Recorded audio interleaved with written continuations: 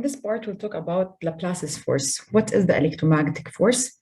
As we know, we have forces such that the weight, such that the normal, and the friction. Now, the Laplace's force is one of these forces, but it does exist when I have a certain condition.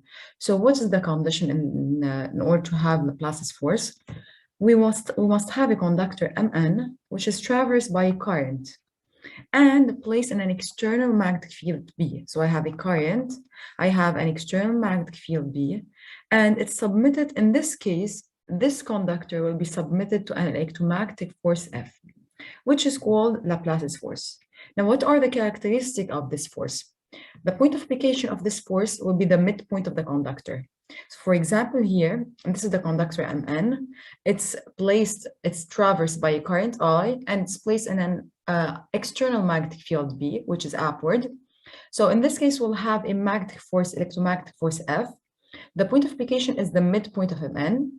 The line of action, it's perpendicular to the plane formed by B and Mn. So this is B and Mn. The plane is vertical, so we'll have F, which is horizontal. And the direction is according to the right-hand rule. Now, in the right-hand rule, we'll take the three fingers and we'll talk about I, B, and F. As for the value, so the value of the force is I, the current, the value of the current, times the length of this conductor, and times the value of B and sine alpha. Now here the angle alpha is the angle between B and I, or and L. And for example, here, if I notice this is B and this is L, so the angle, for example, in this case, it's 90 degrees. Now, how do you use the right-hand rule here?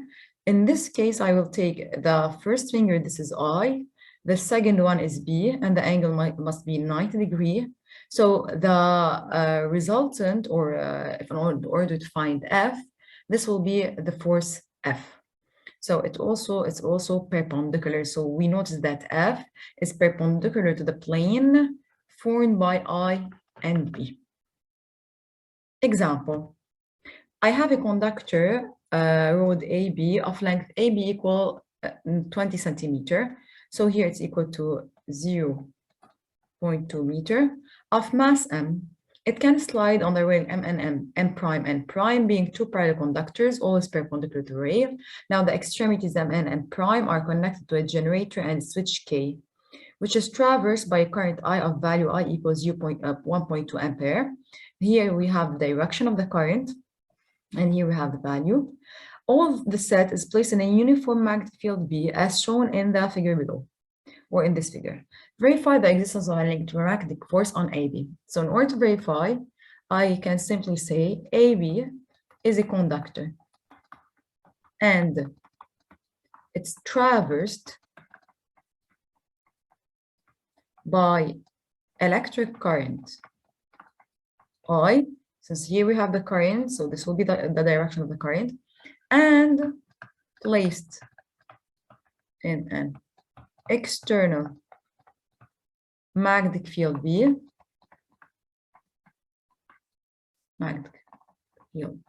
hence we have a creation, so we have electromagnetic force.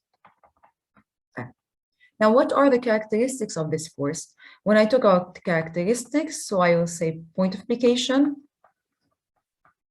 which is here the midpoint of AB. So it's the midpoint of AB. Now, line of action,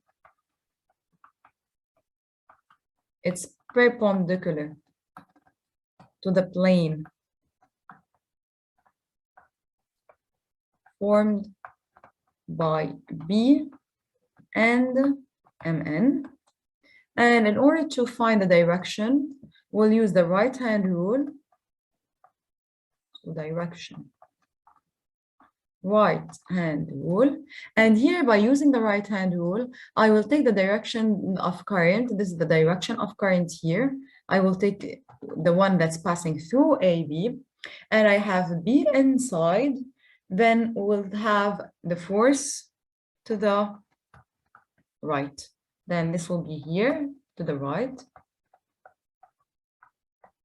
And as for the value, so the value F equal I times L times B times sine alpha, which is equal, we have the current, it's 1.2, the length is equal to 0.2, B is equal to 0.5 Tesla, and here we have sine 90 degree.